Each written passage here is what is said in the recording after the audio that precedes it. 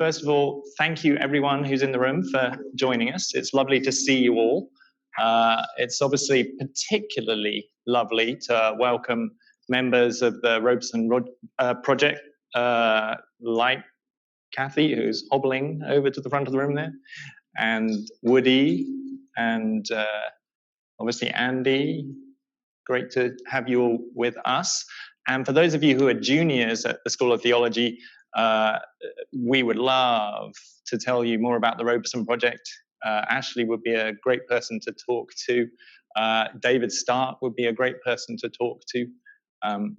I've occasionally been known to say a thing or two about the Roberson Project. But obviously, we want to get you all involved as much as possible. Without further ado, let me start the webinar that's happening today and let you know how it's all going to work. So we are delighted to welcome two guests. The first is Ebony Davis, and the second is Miles Aceves-Lewis.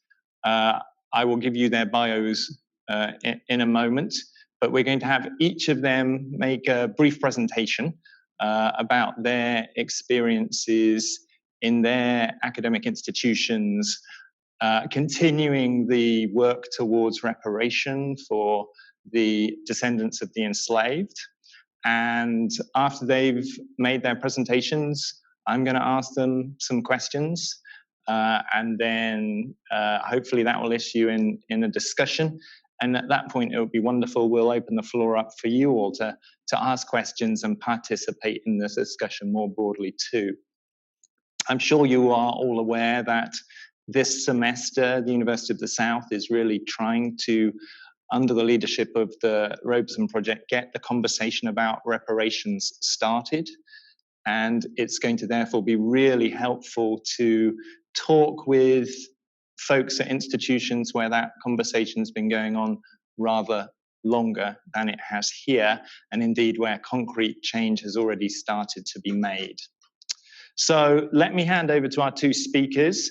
I will give you their bios as I introduce them.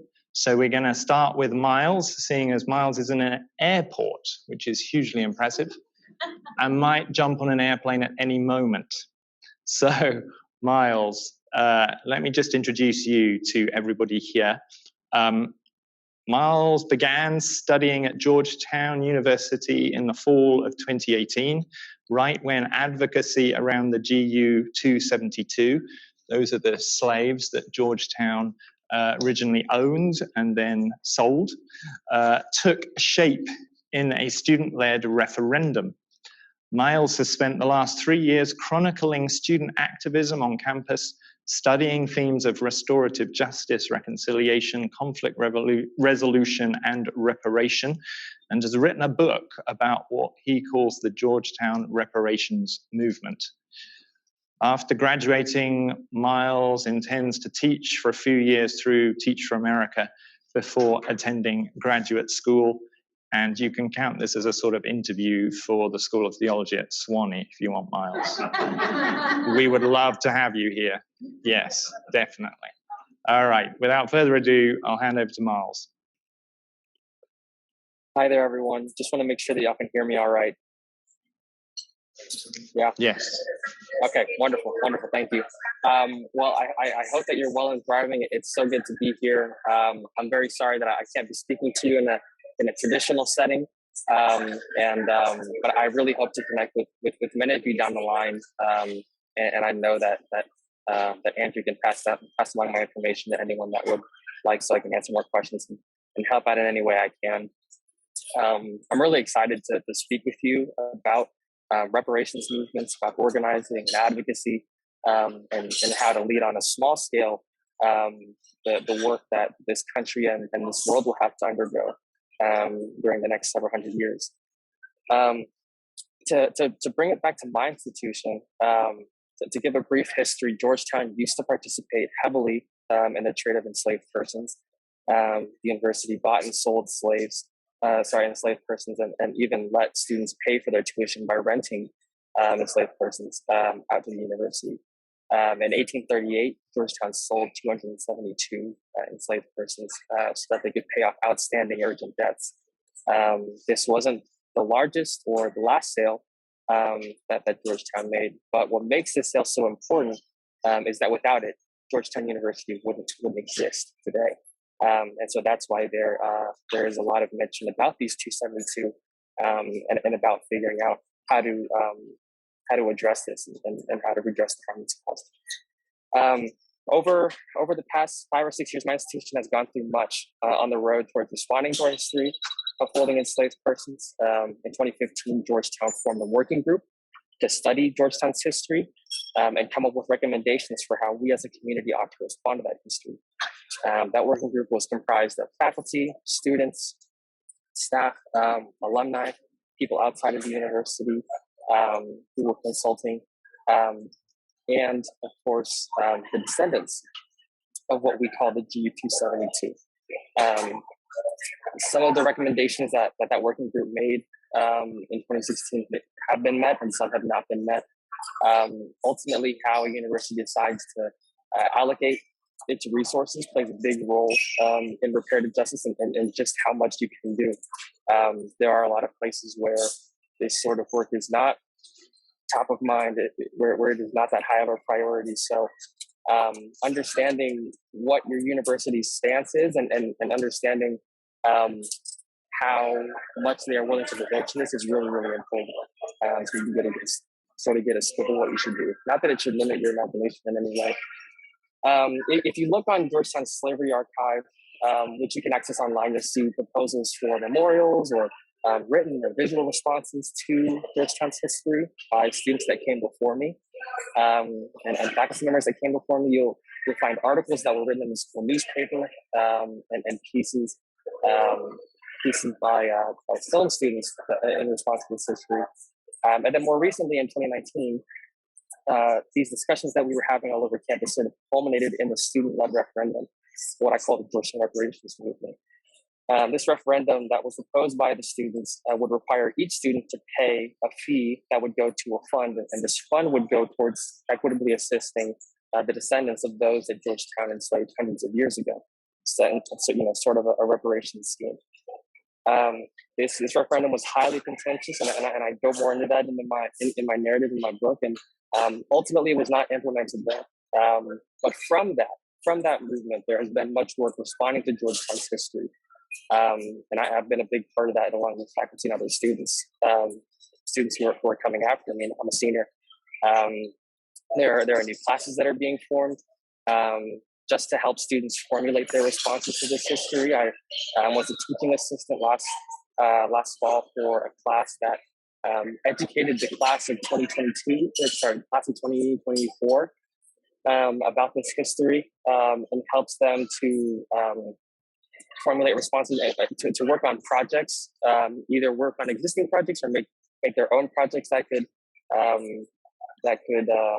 help students formulate their responses.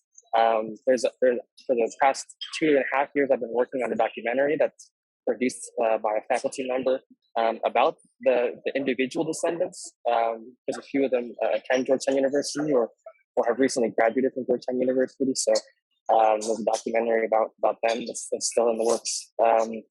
And then we ended up changing the names of 2 of our buildings on campus and named them after enslaved persons who were part of what we call the GU-272. A big factor recently, a great deal of our work has been suspended due to COVID-19.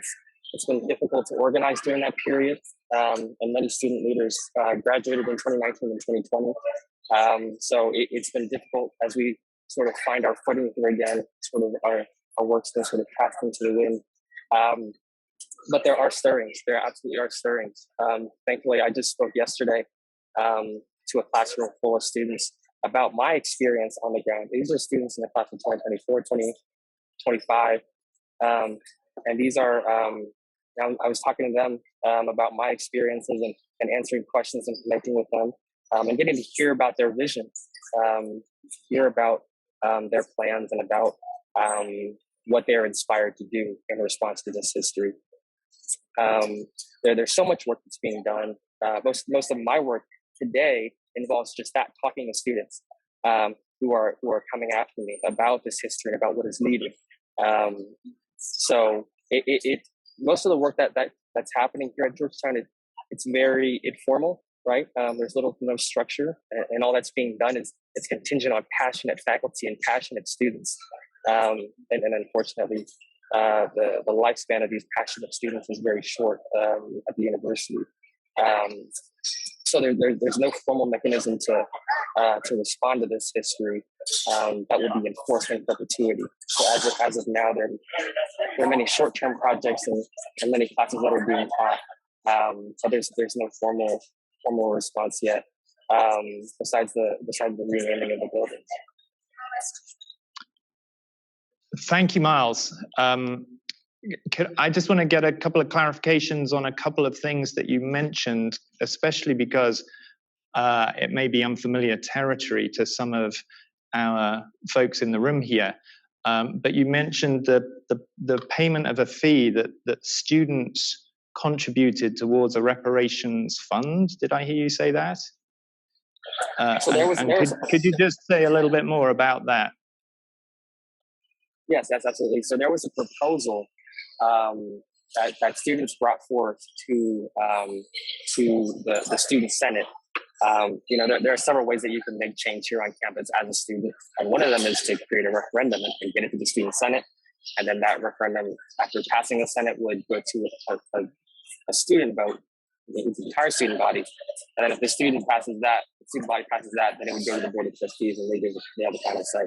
So it was a referendum that would require a $27.20 fee that students would pay each semester, and the money that's raised, every student would pay it, and the money that's raised from that, from the collection of that fee, would go to the fund that would be managed by descendants, and that would go to equitably assisting the descendants of the enslaved persons that Georgetown sold in 1838. And so that referendum made it past the student senate. It made it past the student body vote, but the board of trustees did not go forward with it. So it did not take effect. And remind us how many students voted in favor of this? Yeah, it was 2,500. It was over 2,500 students that voted. So, about a third of the student body. A third of the student body. Thank you. Excuse me, focusing in on the money, but I feel like we've done all the research and we've begun the renaming, but we've never talked about money here. So thank you ever so much, Miles. That was a great presentation, and considering we also had to listen to the announcers on the tannoy, you were remarkably clear, so thank you. Now let me hand over to Ebony Davis, who is the Associate for Programming and Historical Research for Reparations at Virginia Theological Seminary. She holds an MA in Museum Studies and Historical Preservation from Morgan State University, and is currently pursuing her PhD in African Diaspora History at Howard University. For nearly 15 years, she has operated within the field of public history, working for local, state, and national institutions in the US and in Africa. So, Ebony, the floor is yours. Thank you. Hello, everyone. I bring you greetings from Virginia Seminary, an Episcopal seminary in Alexandria. And as Dr. King mentioned, I am the coordinator for the Reparations program. Dr. Joe Thompson and I work together to implement the program that was announced 2 years ago, actually, in September of 2019. The seminary announced the creation of a reparations endowment fund with the intent to research and recognize the specific experiences of Black people who toiled under the oppression of the seminary during slavery and during the period of Jim Crow and segregation. And so the endowment that we have, it's $1.7 million, and it's fully funded by the seminary as part of its commitment to recognizing the racism in its past and working towards healing in the future. And since that announcement 2 years ago, the endowment has increased from $1.7 million to $2.2 million. And there have been additional funds created and added to support the work of African American congregations that specifically have historical ties to the seminary. One of them is Oakland Baptist Church, which is a Black church around the corner from the seminary, that many of the individuals who worked here during the period of Jim Crow, during their lunch break, would go and build that church, were working to build that church. Not just Jim Crow, actually, Reconstruction and Jim Crow. And then another church is Me Memorial Episcopal Church, which is a historically Black Episcopal church not far from the seminary as well, that we often have had a lot of seminarians come from. So those additional funds also are there to help create programs that promote justice and inclusion on campus. And then most importantly, to elevate the work and voices of African American alumni and clergy within the Episcopal Church, especially at historically Black congregations. So that's the money and the additional funds that the seminary is putting towards the reparations program. Those are the three main kind of areas that money goes into. So our reparations program is a twofold initiative. It includes a research team, which is comprised of historical and genealogical experts, and then an implementation effort, which is comprised of the Office of Multicultural Ministries, like I mentioned earlier, Dr. Joe Thompson and myself. And the research team is tasked with gathering the historical documentations of Black persons who labored at VTS during slavery and or Jim Crow, while conducting genealogical research to find living descendants. The implementation effort is tasked with the administration of the program, which includes fostering relationships with the descendant families to assess their needs and desires as beneficiaries, managing the seminary's commitment to other aspects of the reparations program, and determining the program's policy. So in essence, at this stage of our program, we're doing pretty much three main things, and that's the research and the identification of individuals for the purpose of making annual cash payments to the direct descendants of Black people who worked or who were enslaved at the seminary between its founding in 1823 and the year we admitted our first Black student in 1951. We respectfully refer to those direct descendants as our shareholders, and that to be a shareholder, it means that you are a member of the generation of each family that is closest to the enslaved person or Jim Crow era employee that still has a living family member. So to date, within that, there have been 19 payments made to members of 7 different families in the Alexandria area who have ties to an African American who worked at the seminary during the Jim Crow era. Our research with the antebellum period is coming along, but we have not made any reparations payments to anyone identified in that research because we still haven't found living descendants from those individuals. We have a number of names of people from that time period, but we are still doing the genealogy to try to find their descendants. And the second thing that's really a priority that we're working on right now is awarding grants to individuals within the church that are either Black alumni of the seminary or working at a historically Black church. And so far we've awarded 1 grant, and by the end of this week, tomorrow, I'll be sending a letter to approve the second grant and let them know that they have also will be receiving those funds. And then the biggest, most important priority of the program that we're really focusing on right now is building relationships. Virginia Theological Seminary has had a very negative and poor relationship with the local Black community in Alexandria, Virginia. And this Black community has been a staple in this area since before the Civil War. So the descendants and the people that are living in this area today are descendants of people who were enslaved in this area or who fled to this area during the Civil War. And so they have generations of individuals who are here who have always had a negative relationship with the seminary. Not all of them, but many of them. And so a goal of this program, a priority of this program, is to build a new relationship with the community.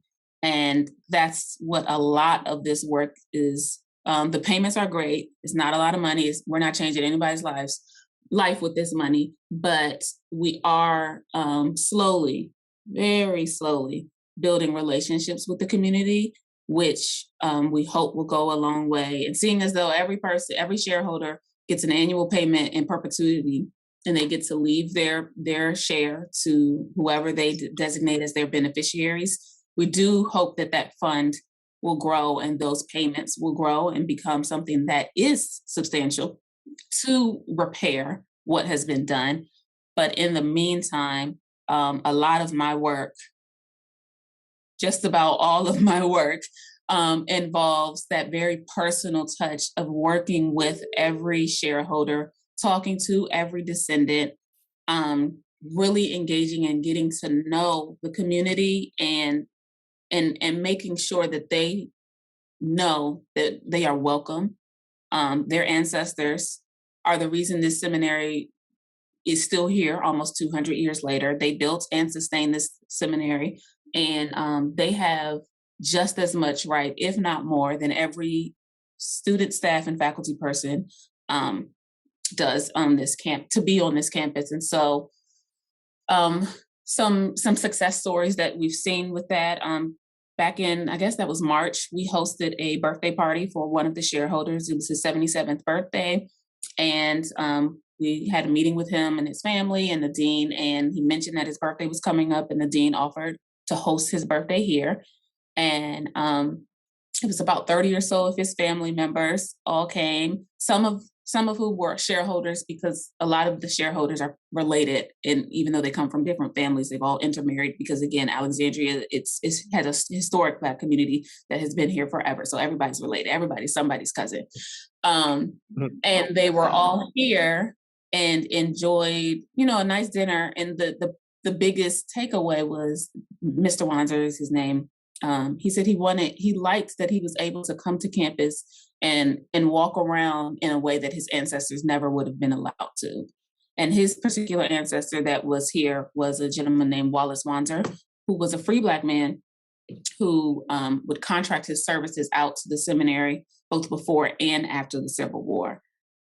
So again, just a quick recap, the reparations program here at the seminary at VTS is making cash payments to Black people who labored at the seminary, both as enslaved persons and as free people during the Jim Crow era. If you were a Black person who worked here between 1823 and 1951, whether you were enslaved or free, it is our goal to find your living descendants and offer reparations. We have had people who have decided not to take them, and we respect that right as well. But the idea for us, the goal for us, is to hopefully build a new relationship with the community through these payments and through our other reparative efforts to hopefully start anew and atone for what's been done in the past. Brilliant. Thank you very much. And what a wonderful exposition of all that VTS is doing. And I'm glad you mentioned the money. That's good. You knew that was coming. I figured I'd just lay that in the beginning.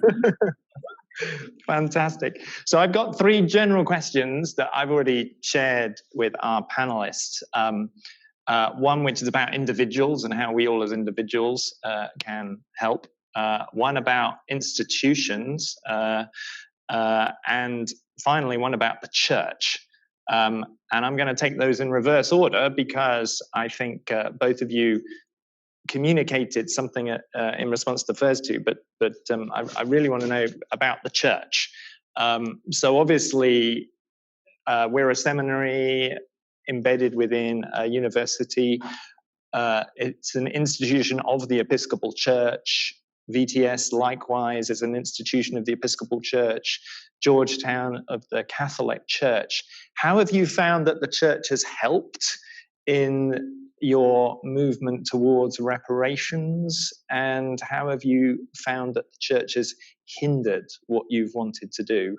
And as I'm always aware that Miles may be jumping on the plane at any moment, can I hand over to Miles first? How has the church helped and how has the church hindered what you all are doing at Georgetown? Thank you. As you may or may not know, we have a number of Jesuit priests who live on campus. They teach courses. They're a big part of life on campus, especially leading services and special events and things like that. They've been a big part of the conversation. There were a number of Jesuit priests on the working group that I mentioned earlier. There are a number of Jesuit priests who have been talking directly to descendants in confidential meetings that have been held by the Kellogg Foundation. So there have been, many boots on the ground, if you will, that have been engaged in this discussion and in this conversation. I think more generally, more philosophically, at Georgetown, we have a set of Jesuit principles, and many students, whether Catholic or not, take them to heart and have them really play out in their lives. Care of personalis, care for the whole person, the process of Ignatian discernment, really comes in handy whether you're a person of faith or not. But specifically, we're called to be men and women for others, and that means being men and women for each other, the people in Ward 8, and ultimately it means being men and women for the people, for the descendants, for the descendant community that is dispersed around America principally. So that principle is definitely integral to what I say, what I do, and the work that I commit myself to. And you can see it, you can see it playing out in the hearts and minds of those that are committed to this work. Obviously, there's a sense of duty as people who benefit from this institution, but above all, there's that sort of ingrained concept that we're called to be men and women for others. Thank you, Miles. Ebony. Yes, well, like you said, the BTS is part of the Episcopal Church, so but it is still a independent private institution, and so the church does not necessarily hinder the work done because it does not necessarily have a say in what our specific reparations program does, and because the dean just announced that we were going to do this, and we just started researching it and dived in. There was no necessarily, he didn't have to get approval from the church, but he did have to get approval from our board of trustees. Where I have found that there might be interference or hindering from the church is in our grant process, because as alum or as historically Black churches apply for the grant, because of the setup and the organization of the church, they do need to have permission from their bishops. And some bishops, this is probably not a surprise to anybody, some bishops are more excited when they hear reparations, and some are not so excited when they hear the word reparations. And so if you are at a church and you have a bishop who is not that excited about this, then it makes it harder for you to get that letter of approval when trying to apply for this grant. But we can work with that too, and we've actually had that happen, and that's one way that I have seen the church hinder the work. Overall, I find that the Episcopal Church has been the body, the people, the congregations have been really wonderful supporters of this program. They are eager to learn and see what they can take from what we're doing and implement in their own parish, and what they can do in their own diocese, and how the conversations that they've been having about race and reconciliation and reparations, how they can take it from a conversation to actual action by way of things happening here at the seminary. So overall, it's been, I've found that a lot of the conversations and meetings that I have with churches in different dioceses, they're very interested in becoming working partners, and so that we can do this type of work together and not in a silo like it has been. Yeah, I would echo that, Ebony, very much here at Sewanee, that has been the experience of those on the Roberson Project, that the church really wants to know more about its history and is asking for our support in how to uncover its hidden and horrific past. And therefore we, I think, offer our services to the church. But part of the reason I asked the question is it strikes me that the Episcopal Church is quite ahead of the game in these discussions about reparations, and I sometimes wonder whether we in Sewanee could leverage the church a bit more in conversations about reparations, seeing that numerous dioceses have pledged amounts in their diocesan conventions toward reparation. And clearly our sister seminary in Virginia has also gotten the ball rolling with a $1.7 million fund. So I personally think at Sewanee that the church is a great asset in our move towards making reparation. My second question, therefore, has to do with what institutions can do. And obviously, institutions are strange beasts, right? No one person makes an institution, and we're all tied to our own institutional particularities. But I'm wondering what you think Sewanee has to learn about how an institution can make reparation for the harm that it has caused. And again, this can be pluses and minuses. You know, were there bad things about getting your institutions? I'm thinking, Miles, you mentioned, for instance, you know, this demand that the students were having for some sort of reparation fund that then got squashed. But how can institutions help in this movement towards reparation? And Miles, if you can go first again, that would be great. Thanks. Yeah, it's just like you said, no one person makes up an institution. There's so many stakeholders for an institution, right? There's the alumni, there's the faculty, there's the administration, there's the students, there are donors, third-party institutions. In the case of Georgetown, there's the Catholic Church, and parents, you know, the DC community even. There's so many stakeholders for an institution, and so, you know, just making sure that you have your bases covered is so important, right? At Georgetown, we lobbied the students very, very heavily. Most of the student senators towards the beginning of the process, but we weren't really communicating with the board of directors, who ultimately had the final say, right? We didn't begin to plant seeds with them early on and begin to have conversations with them. I think that many of us believed that media pressure from the media would compel the board to do something, but ultimately it didn't. And so just making sure that you have your bases covered, that, you know, talking to the people that draft up the school's budget every year, right? Talking to even people outside of the school that have money that they want to devote to these kinds of projects. You can just set up your own mechanism for a fund. We need to be actively lobbying and must be a constant voice in the ears of those who hold power at our universities and those that make up our institutions.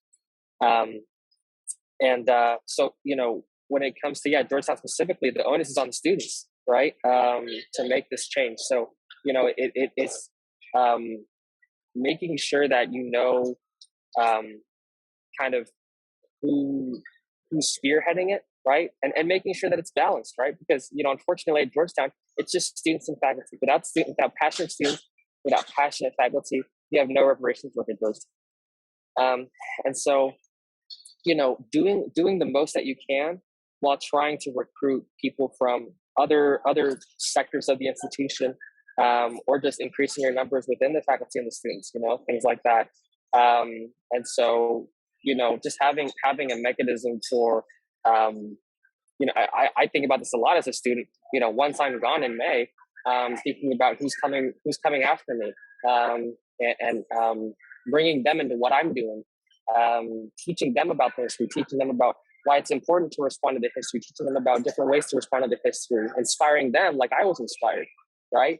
So that I can sort of leave a lasting mark. I think this work is it is so massive. Movements like this can't be completed during a single student's tenure at college. All that any of us can ever do is tend to the sapling that our forefathers planted and make sure that others tend to it long after we're gone. Thank you. Ebony. Yeah, I mean, the seminary is in an interesting position because as an institution, the administration and the leadership just made the decision to do it. And so I come from that context, and my advice to another institution would be to just dive in. If you're trying to research, and you could research forever and then have the discussion forever and ever, but until you dive in, the work will always just be, in theory. And I know that's easier said than done. And as someone who has dived in and is currently building a plane while flying it, I can tell you that it is a lot more complex than, just dive in. So I understand what I'm saying is not an easy thing. But it's going to be messy either way. People are going to be uncomfortable either way. No one is going to like everything, and we're going to mess up. No one has ever done this. No one has ever done this. And so we are not going to get it right on the first or 100th try. But the idea is that if you try enough, we could get to somewhere that looks kind of right. And so, again, I'm coming from a place of a lot of privilege here because the leadership just said we're going to do this. And so, but I do find that even with the complexities of again, flying while building, it's coming together quite nicely, and it creates a greater opportunity for collaborations, specifically with the descendant community, which is, how we are able to build that relationship that we want. And in that, one of the ways that we're doing that is through how we are going to memorialize the ancestors of these descendants. Instead of just renaming a building or putting up a plaque, we are having conversations with them. We are creating a working group. How would you like to see your great-grandmother ancestor remembered here?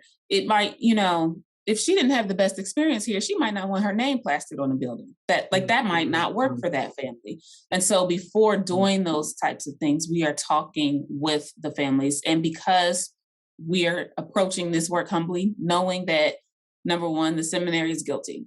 So, we don't need to do a whole lot of research to know that. And so then because we know that, we've decided to take some kind of action and hopefully build upon that action as time goes. But then we're inviting the community in to be a part of that in whatever way they feel comfortable. Because as I mentioned before, some people are saying this is too little and too late. And they have that right too. And we extend our hand with no expectation that someone will grab it and walk alongside us in this. But when they do, we invite them in wholeheartedly. And so as an institution, we have to check our pride and approach this, with a whole lot of humility. But again, for bringing it back, my recommendation would be just to dive on in. It's going to be messy, so let's get into it. Yeah, Miles has something to add too. Yeah, I absolutely agree. It's really tough because you have so many people at Georgetown, and just so many people just generally who approach the work of reparations and approach the work of cleaning up a mess. I'm taking a class right now called Genocide, Justice, and Reconciliation, where we're talking about, what do you do after a genocide occurs?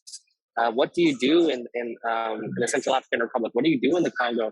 What do you do in Rwanda? How in the world do you go about cleaning up that mess, right? It's just such a big, daunting prospect millions of victims, millions more who are related to those victims, millions who are displaced, and so, how in the world do you go about cleaning something like that up?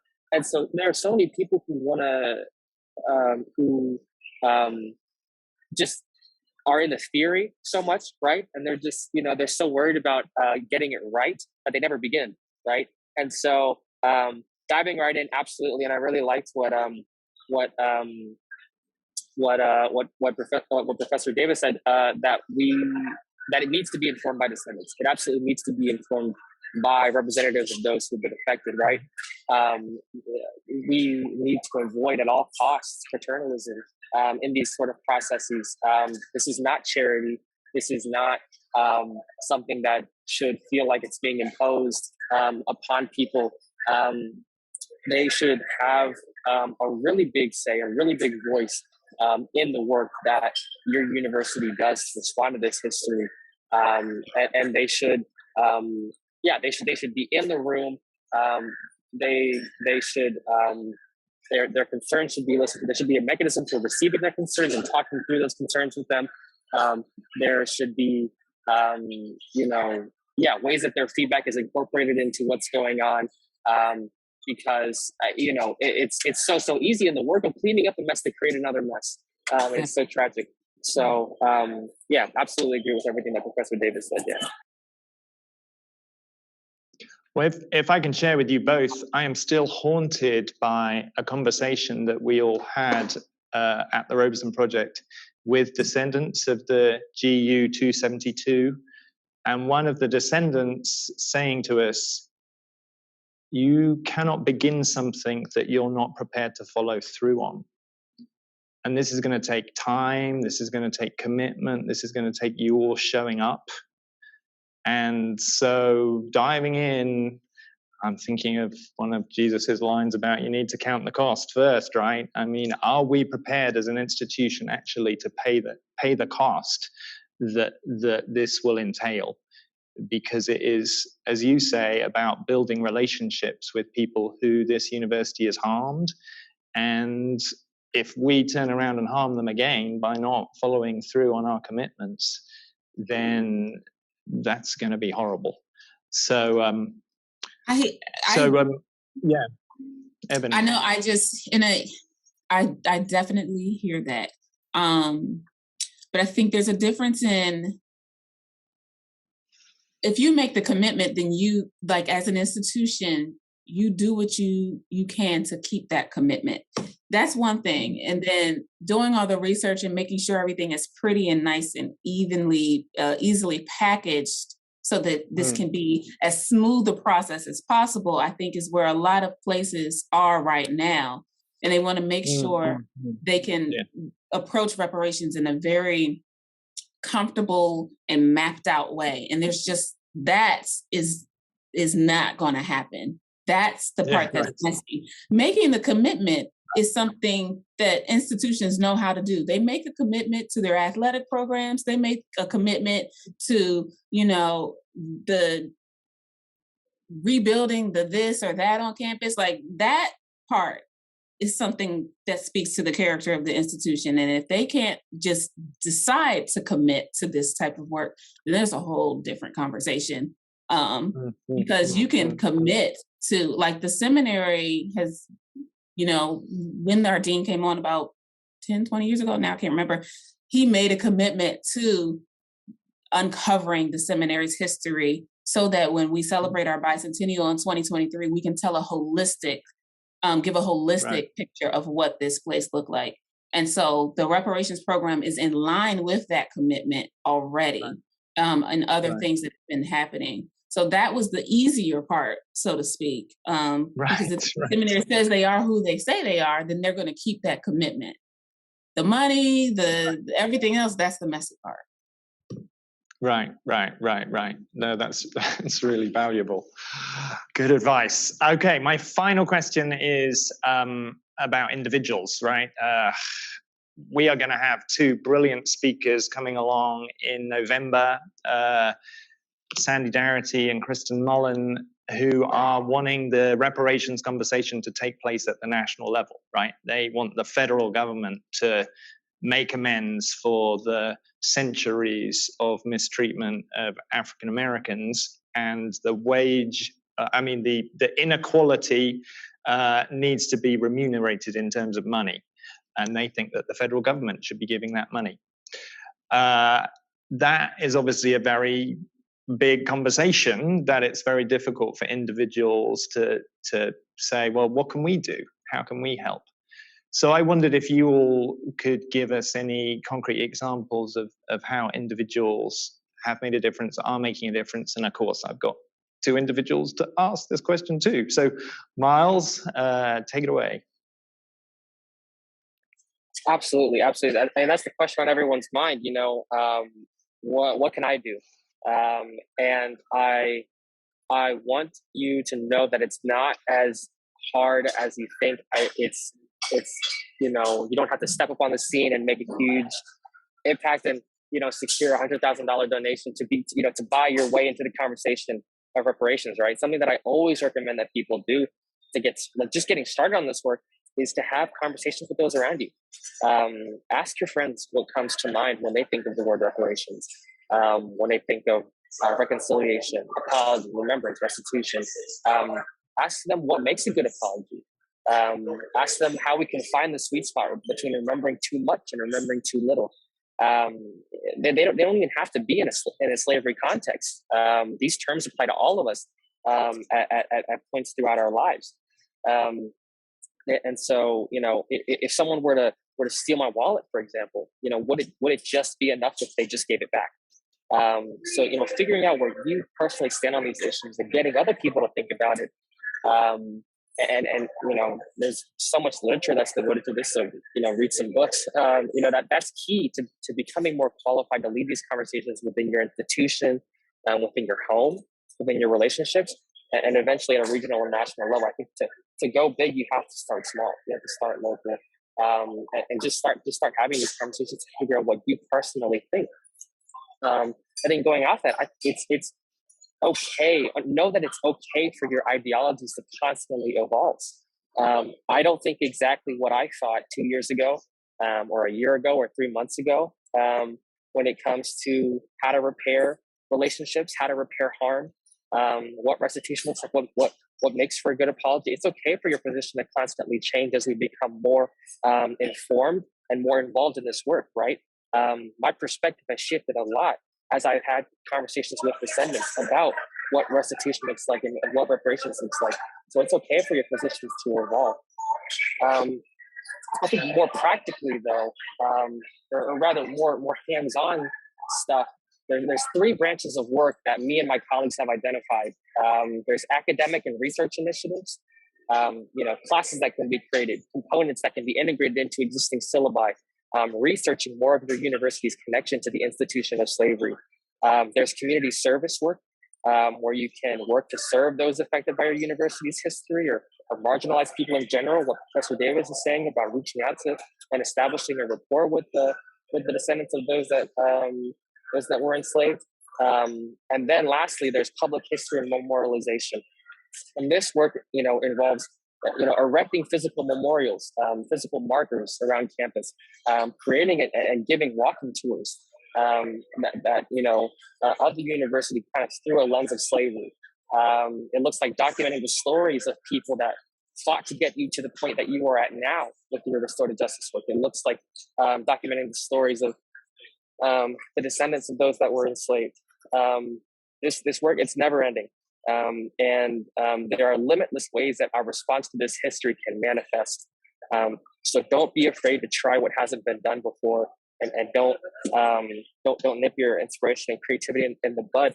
I'm writing a book about reparations just in general, and the preface is just a brief exercise on to kind of get you just in the right headspace, right?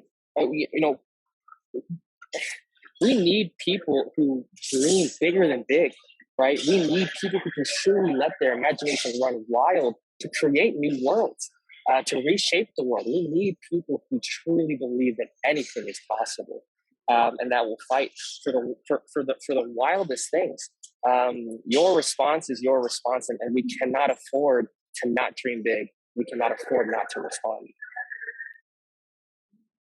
Brilliant, thank you. And I mean, those three categories are ones that I think we can all see ourselves gravitating towards one or the other, and to know that they're all valuable is really reassuring. Ebony. Yeah, I mean, I echo what Miles said, and so I think what I'll do is I'll just share what I have seen our students here on campus do. So they have taken upon themselves to donate directly to our reparations fund to help increase the fund. So that's one kind of very hands-off way, if you will, that they have participated as individuals. But more hands-on is that anytime, so as I mentioned, I meet with every shareholder. If they're comfortable coming to campus, we meet, we have lunch, they meet the dean, they get a tour of campus, they do, however much they want to engage while here, they are allowed to, and they are offered that opportunity. Several students I have like a list of students who I call and let know there will be a shareholder on campus tomorrow, because they want to meet them. They want to give them the tour. They want to walk them around. They will have lunch with them. So they are personally invested in engaging with the community to build those relationships that we are trying to build. And that, I mean, that's just being a good person, like that's not even something that's hard for them to do.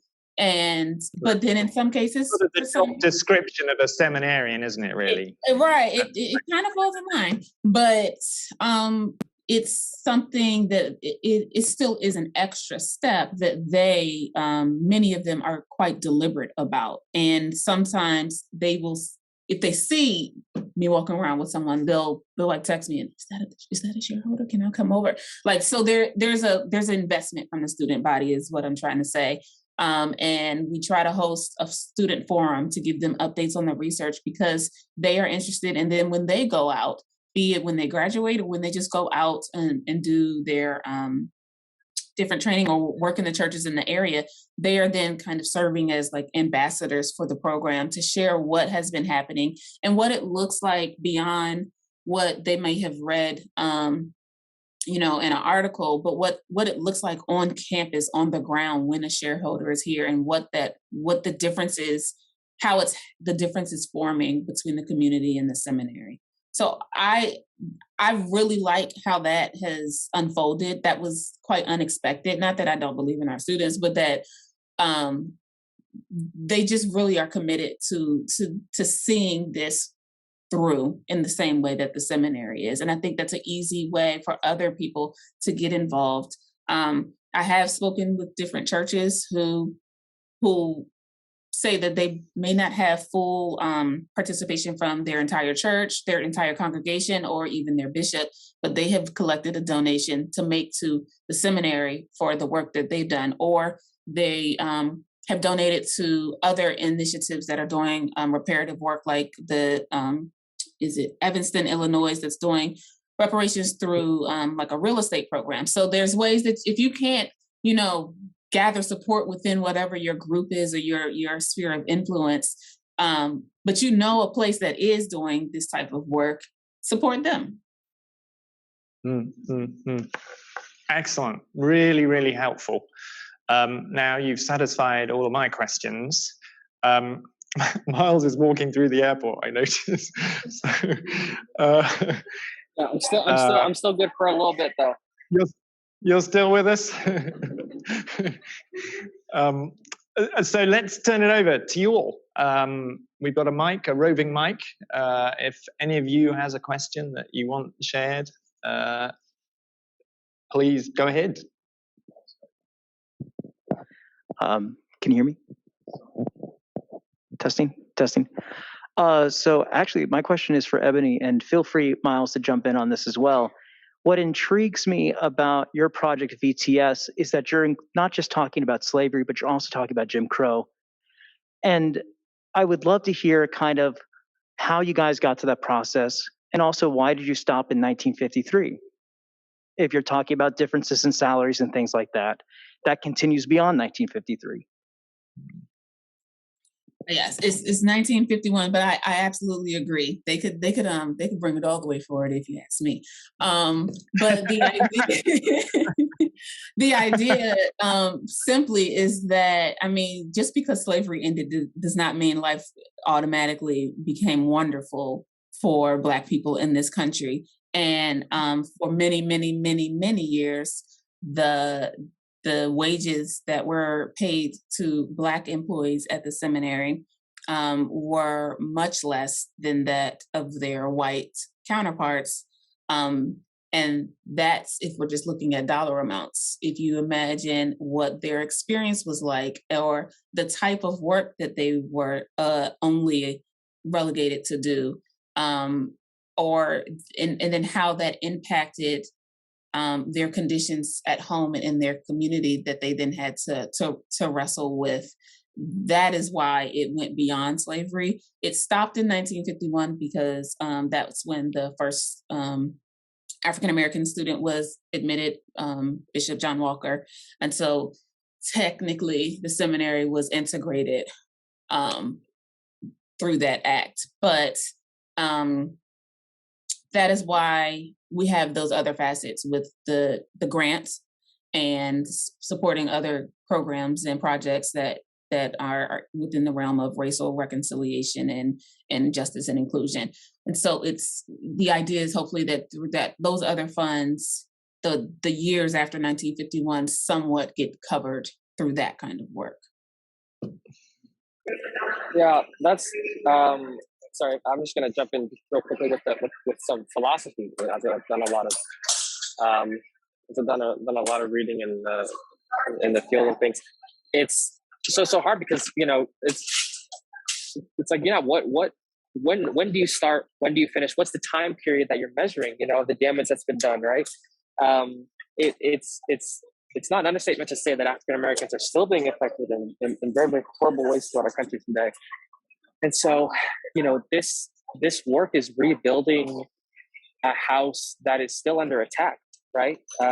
We are that house being just Black success and Black achievement and the prosperity and the peace of mind of African Americans and people of color. And so, how do we have a mindset that seeks to add bricks, acknowledging that bricks are being taken away? The truth is the dust is never going to settle, right? Unlike a genocide, there is no end date to the oppression. There is no end date to the damage, right? We cannot wait for the dust to settle to begin to clean up the mess, right? The damage is still being done.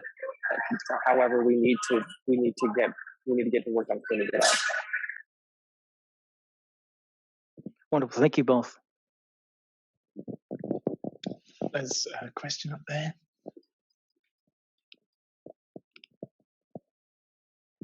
Thank you both for a very informative afternoon. I have a question, particularly for Miles, but you, Ebony, may have some things to add to it. Given that it was the trustees who ended up putting the kibosh on the reparations program that you initiated among the students, in retrospect now, if you could speak to those trustees, what would you have wanted to say to them? And what were their objections, and how might you have done a sort of preemptive strike with them to bring them around and to convince them, if you could have? Mm-hmm. Yeah. So a big part of this work is just accepting responsibilities, right? And understanding that you are affiliated with an institution that has a history that you can no longer whitewash, right? That has a history that's ugly, and that's very distasteful. And so there are many people who just aren't ready to make that acknowledgement yet, right? So that's a part of it. And then, like I said, there's a lot of people that are hung up on we want to do it right, and let's do more working groups, and let's do more advisory groups, and let's just have people talk about this as long as possible instead of actually on the ground doing something. And so there's just so much hesitation, right? And so as far as, what to do to actually target those, that is a question. That is, that is, just kind of, because, you can throw theory at them all day.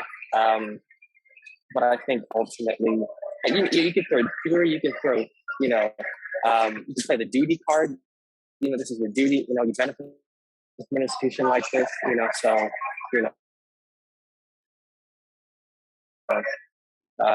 this is part of what it means to be a part of it.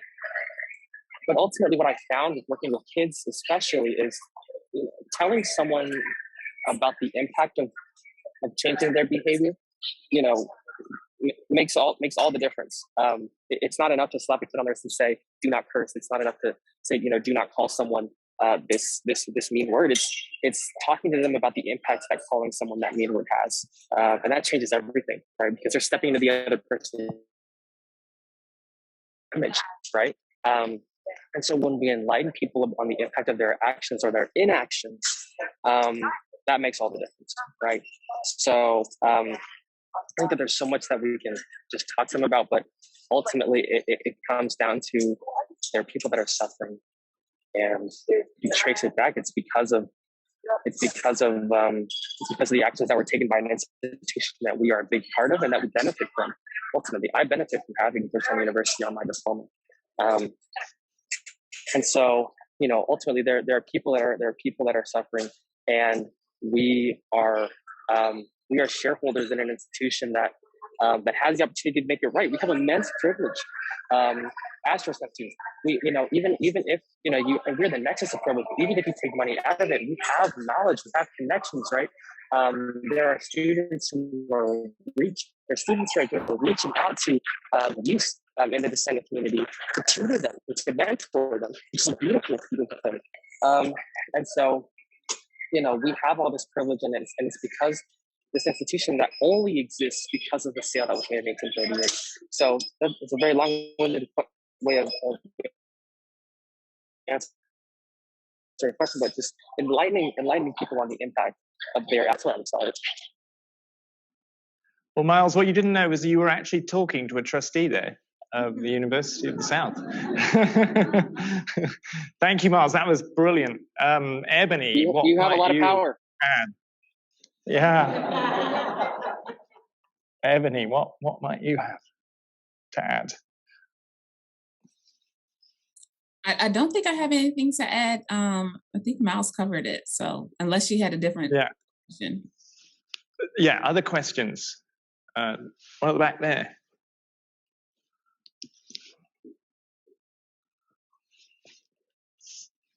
This is for Professor Davis. I was wondering, with the initial endowment contribution, if that was new money, if that was campaigned, raised for that specific purpose, or if the board decided to redesignate money that had been designated for other purposes for that, and was there any special was there any difficulty in getting that redesignation if it was from the existing endowment? And then another thing is, do you have any idea what percentage of your endowment that is? And I feel like I did a disservice to Miles in saying trustee who asked the question after she'd heard the response. So I'm going to let you know that this is the person who deals with the money at the university. So this matters. Your response matters. So this money was already a part of the endowment. It's the seminary has a $300 million endowment, and so this 1.7 is just a tiny bit of it. It's now $2.2 million, the endowment, but it was initially a discretionary fund within the under the purview of the dean and president, and he dedicated the entire fund to reparations. And so that's how it got there. And there was he didn't have to do any shuffling around because it was kind of up to him to do what he would with that money. And so that's how that happened. He did get approval from the board to do that. And there has been there were people, not on the board, but people who had objections or were not happy. There were donors who took away their money, and in response, there were other donors who doubled their pledge.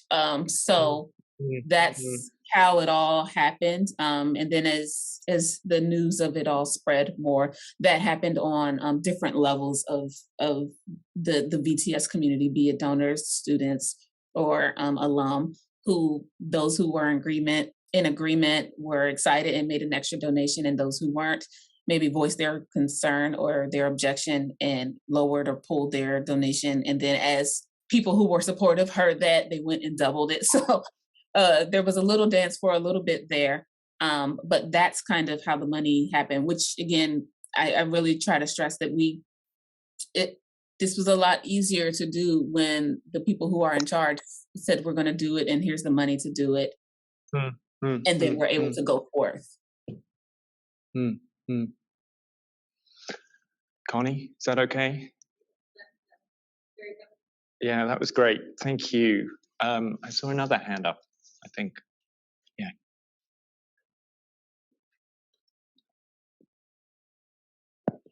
Hi, Ebony. I have a question about once y'all have found living relatives, what that initial contact looks like. Is it a phone call or a letter, a Zoom call? I'm sure it might differ. And you said briefly that some have declined.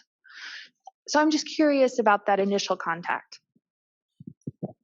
It is more often than not a phone call.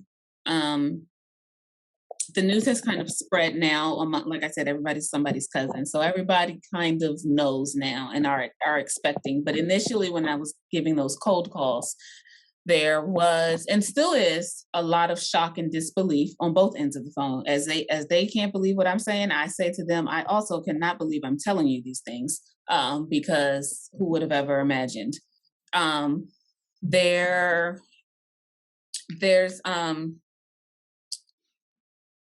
There's a lot of emotional labor that goes into these initial conversations. And I say that squarely as a Black woman calling elderly African Americans who have had a particular experience in this area.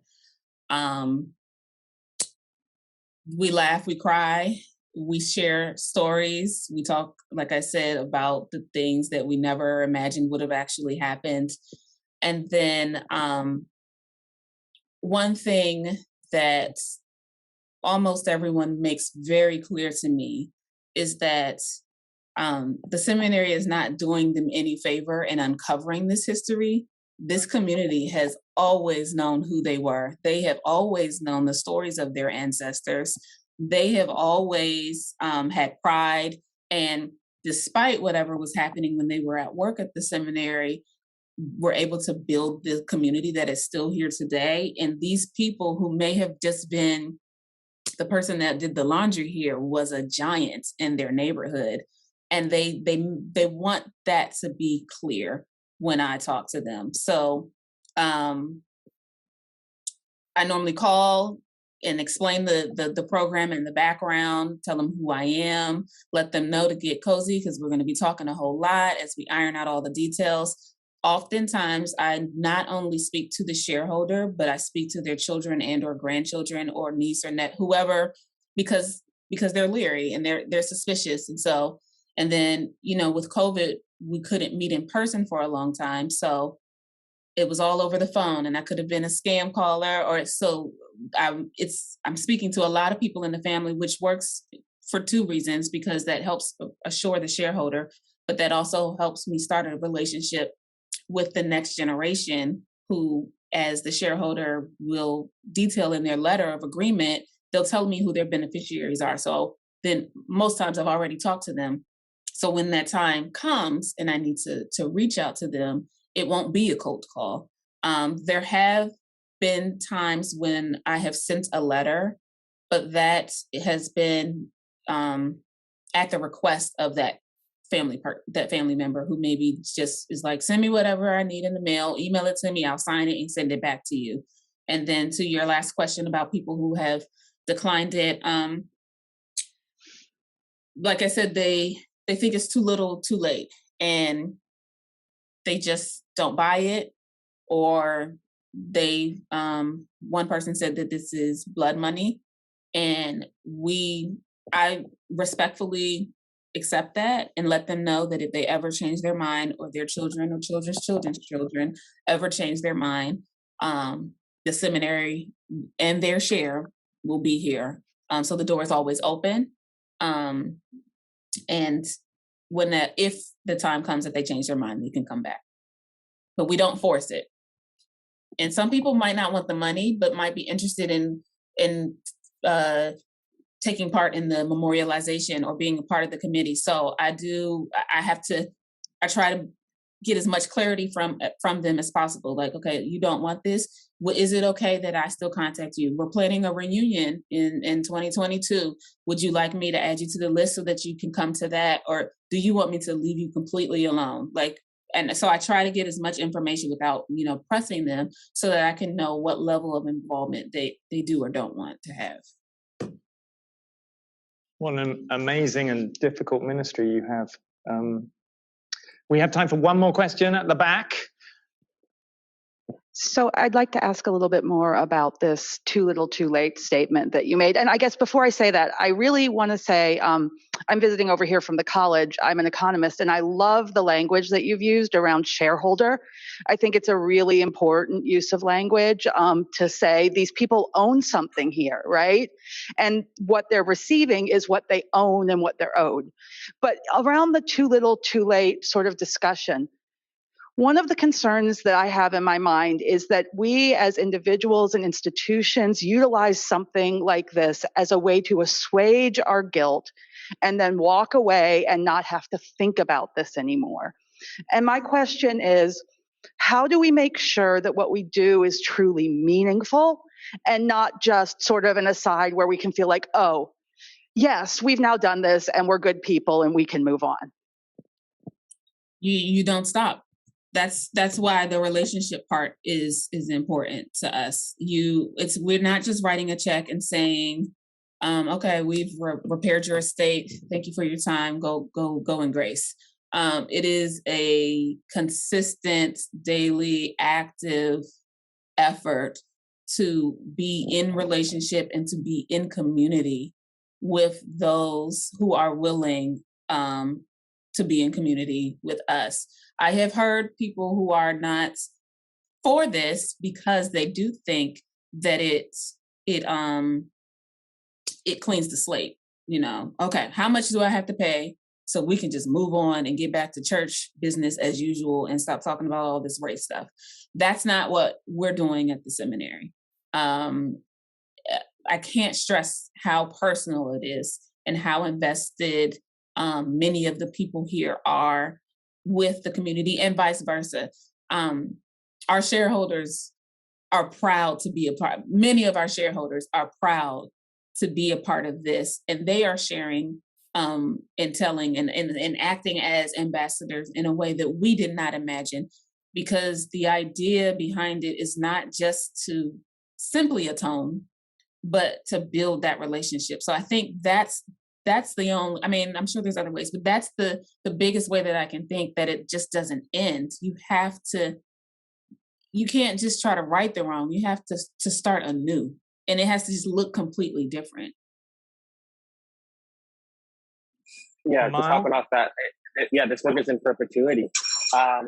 We are literally, creating a new world, and we, need to, we're creating new worlds, we're creating new processes, and so this work is absolutely in perpetuity. There is no, it's tough because we as Christians, have a sort of concept that that there is a way to be white completely clean, and there is a way, that is working within our state. It didn't wash as white as snow, right?